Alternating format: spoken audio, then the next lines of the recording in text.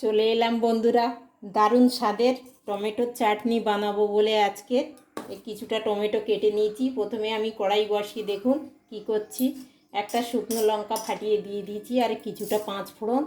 এটাকে একটু ভেজে নেব শুকনো কড়ায়, কোনো তেল দেব না।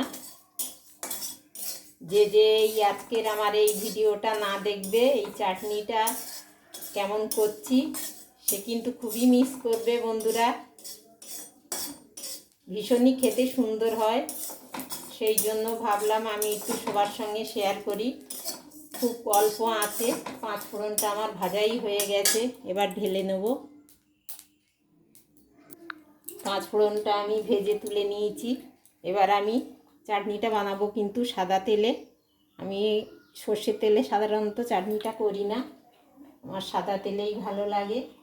যার যেমন ইচ্ছে সে তেমনভাবেই বানাবেন, কোনো ব্যাপার নেই। সর্ষের তেলেও বানাতে পারেন, তবে আমার যেন মনে হয় সর্ষের তেলটা একটু সর্ষের গন্ধ লাগে, সেই জন্য আমি সাদা তেল দিই। এবার আমি টমেটোগুলো তুলে দেবো। লবণ দিয়ে দেবো স্বাদ অনুযায়ী, সামান্য একটু হলুদ দেবো।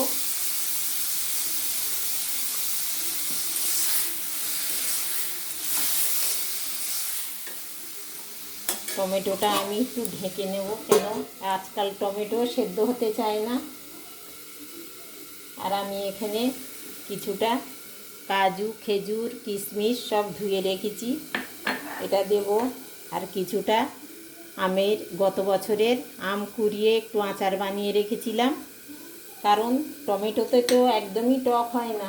চাটনিটা একটু টক টক না হলে কিন্তু ভালো লাগে না বন্ধুরা। সেই জন্য আমি একটু তেঁতুল থাকলে তেঁতুল দিই, কিংবা এই আমের আচার এটাই দেই, ভীষণই ভালো লাগে খেতে।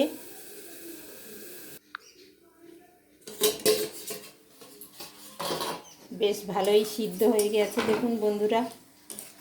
মাঝে আমি একবার ঢাকনা খুলে একটু নেড়ে দিয়েছিলাম।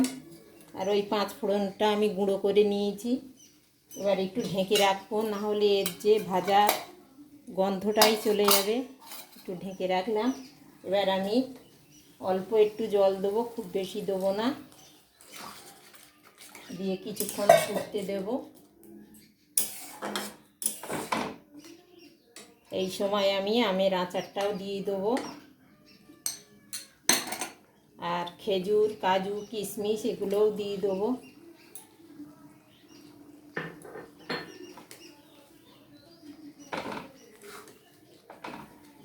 একটু পরে দেবো চিনি। অনেকটাই হয়ে এসছে বন্ধুরা, এবার আমি চিনিটা দিয়ে দেবো, দিয়ে আবার একটু ফুটিয়ে নেব। আর ওই যে গুঁড়ো মশলাটা, ওটা একটু ঠান্ডা করে দেবো, গরম অবস্থায় দেবো না। ততক্ষণে সবাই ভালো থাকুন, সুস্থ থাকুন। রাধে রাধে।